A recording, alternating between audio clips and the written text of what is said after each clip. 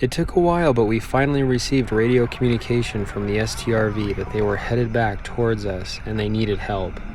Their radio seemed to be having trouble and it was difficult to make out much of what was being said, but we were able to establish coordinates to a meetup point we knew of that was safe.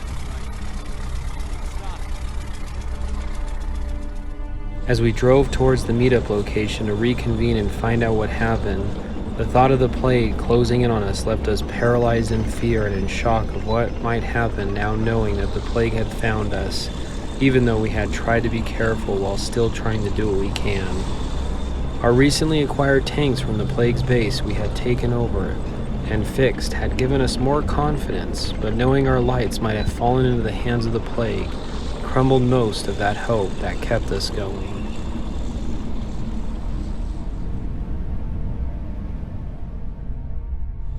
We started to arrive at the location agreed upon as we nervously stared out in hopes to see our lights, at least still alive and return safely, but could only see the STRV in the same damaged state we couldn't completely finish fixing it in without the help of a garage. As we stopped, our tanks, most of us couldn't breathe from the realization inside of our other tanks missing and what might have happened. The hatches from our tanks quickly opened as we climbed out to talk to the crew of the STRV and find out what happened. We anxiously ran over as we started to see the crew of the STRV also quickly climb out to meet us. What happened? We asked in a panic as we approached them, even though the sight of the others missing might have already answered our question. We were ambushed by the plague, and there still may be time to save them if we hurry. Come on, we can lead you there, they replied in shock. But the commander of the KV aggressively interrupted while firmly asking again, what happened? Causing everything to come to a standstill between us. The commander of the STRV stops to turn back around to face the main division. As they reply, they were on their way to the garage when the plague came out and ambushed them. They explained they had tried to get away, but the plague captured the others, and they were the only ones able to escape. We looked around as we announced for our departure to hopefully get eyes on our fellow tankers to see what we might be able to do, but the voice of the commander from the KV replied back, no. As we started to head back to our tanks, we turned around to look back at the KV commander. He says aloud that if the plague found them, then they were next, and all hope is lost.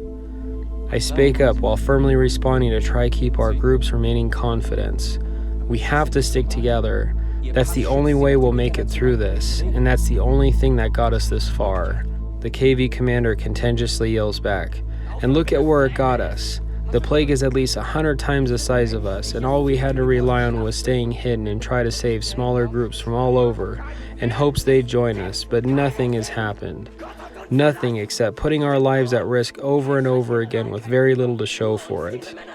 I began to feel the unity between us slip as the KV commander turns around with their crew to turn back to their tank as I try once more to save us from splitting up. We always knew it wouldn't be easy, I said as the KV commander stopped while still facing away. From the time you first distrusted us and from the time you first took a shot at us while fighting side by side, we never gave up on you. We saw it through once before and we can do it again. Silence falls between us as I lastly say, if you can't trust anything else, trust me, as you once had before when offering your hand as a sign of unity and friendship before our first encounter against the plague. The commander of the KV looks down while remembering the sacrifice made in saving them when no sacrifice was deserved. He turns while a tear is seen rolling down his face after realizing what must be done and asks, what if we don't make it? As I reply, we will, as we have many times before.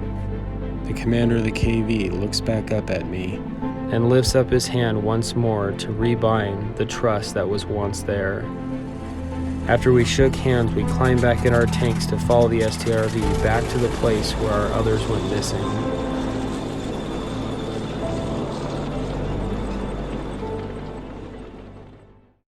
As we carefully continued to push on through the wasteland around us, the path we were on seemed to take longer than what was expected, and didn't seem like the correct way back to the garage in the gold mine fields.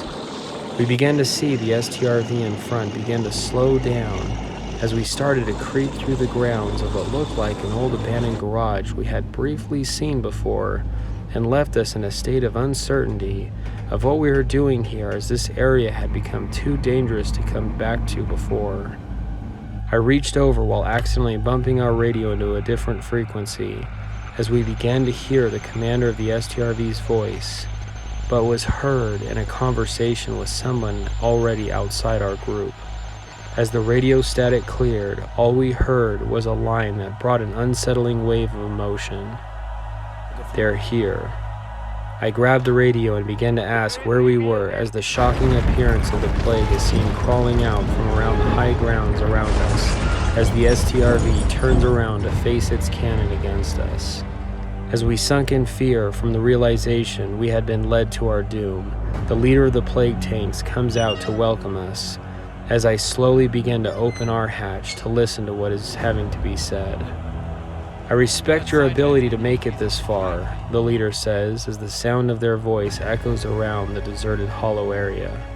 "You become hard to find after ambushing one of our own, and after learning of your desire to help others, we decided to set a few traps of our own around the lands in which you have fallen into while thinking you were trying to help, but yet was one of our own." The sudden realization of what had happened left us in shock, as we knew the only chance left for survival was for us to make a stand against them. Most don't make it as far as you have come, but I don't have to remind you of what happens next, as you have already decided to fight against us and the order we're trying to restore. The scene of the commander of the Leopard is pushed out and collapses on the dirt in front of us, while seriously wounded. While not thinking there was much life left, we began to see the commander rise and come to a stand once more before us, while realizing this may be the last time we'd see each other again. Our eyes met as we looked on in hopelessness, while inside we wished we could eagerly help, but there was nothing we could do. A tear rolls down my face as everything begins to go through my mind, in which what has brought us to this point.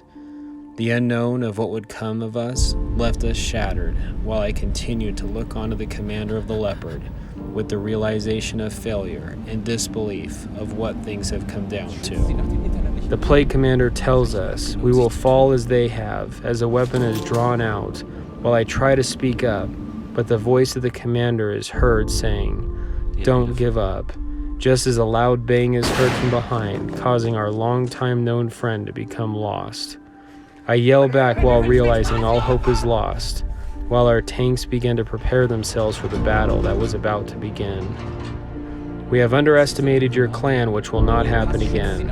There is a great change about to happen that will cause the rest of the world to fall into our hands, and you are just the beginning of it," the plague leader is heard saying, while the scene of the new monstrous war machine comes crawling out from around a building with its loud engine and rolls closer, while its heavy weight, thick armor causes the ground to split and crack before it as it comes to a stop right in front of us.